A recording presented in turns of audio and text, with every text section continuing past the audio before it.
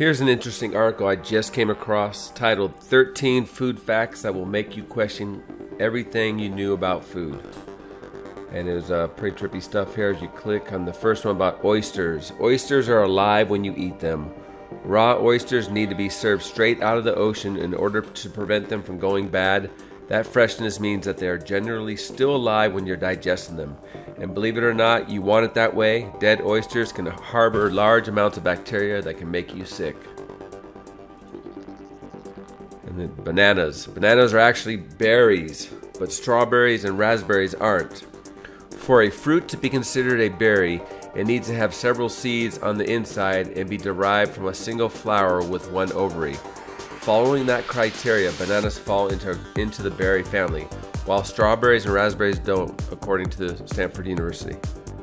That's a trip, I guess, because all their seeds are on the outside of strawberries and raspberries.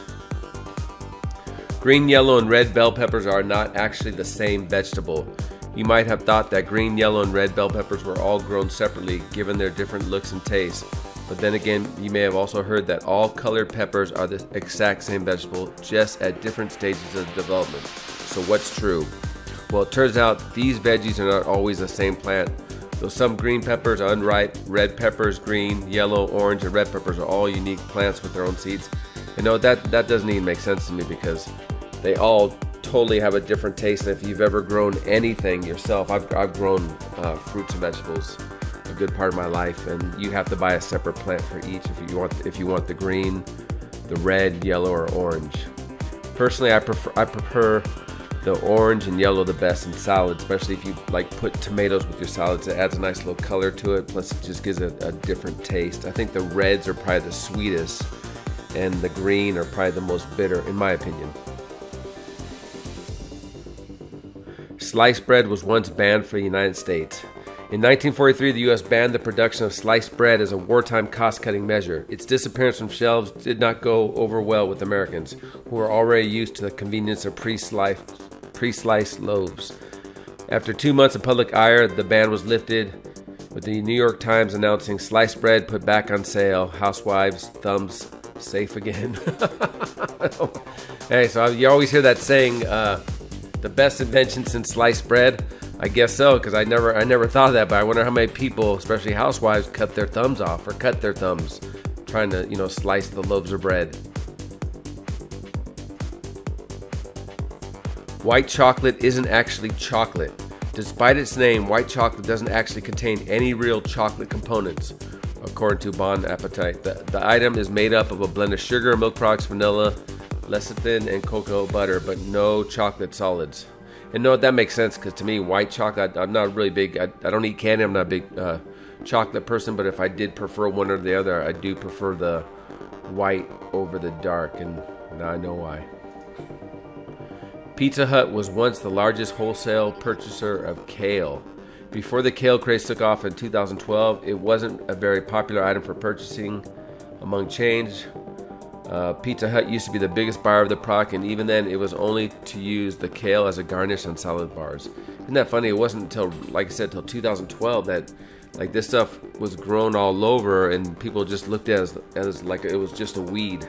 And if you look at the history of tomatoes, the same thing. Tomatoes used to be grown in like rose gardens because they thought tomatoes were poisonous at one time. Pringles once filed a lawsuit claiming it wasn't a potato chip. In 2009, Procter & Gamble UK filed a lawsuit arguing that Pringles, which contain potato flour, corn, rice, and wheat, aren't potato chips, but are actually savory snacks. Why? Potato products, unlike most foods in Britain, aren't exempt from the value-added tax, the VAT, which we don't have here in America. It's an extra tax that they put on everything else. You have a sales tax and a VAT tax added on most products. The court disagreed, ruling that Pringles is indeed a chip and leaving P&G with over $160 million in owed taxes, according to the New York Times.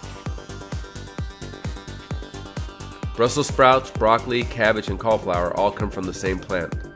It turns out a bunch of your favorite green vegetables, including all the ones mentioned above, along with kale, collard greens, and more, are each different varieties of a single magical species of plant, Brassica oleracea.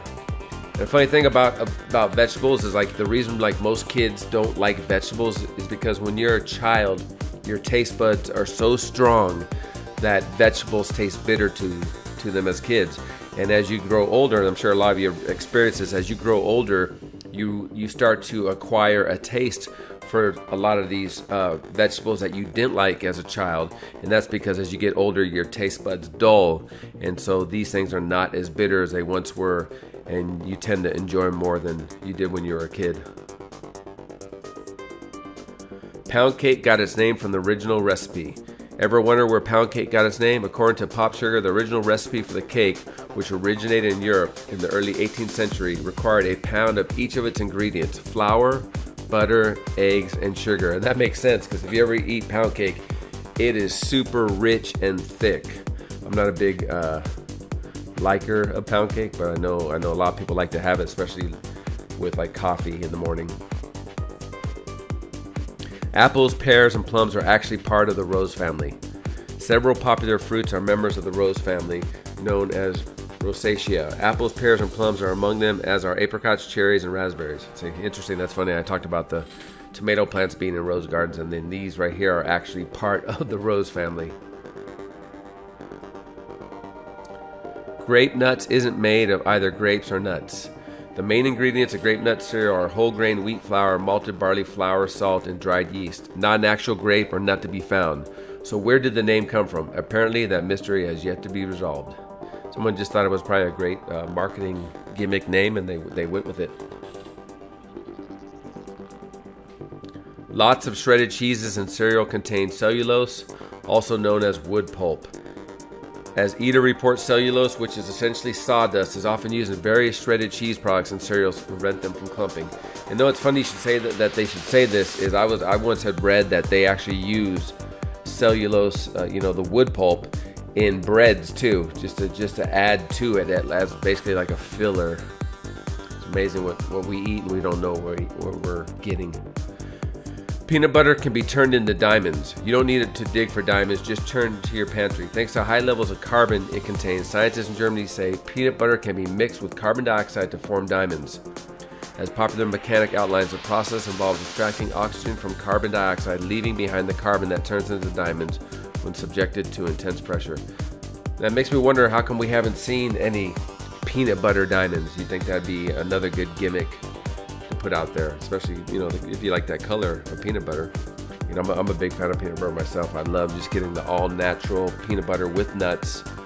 It has nothing in it but peanuts and salt and the oil from the peanuts, and I think that's the best. I just thought this was interesting, these 13 food facts. Like I said, there's always just little things that you think you know and you don't really know, or things you wondered about, and I want to just pass on to you guys. So let me know what you think in the comments section down below. Go ahead and leave a like if you enjoyed this video. If you're not already subscribed, go ahead and subscribe, and I will catch you in the next video. MrYorkieLoverFitness.com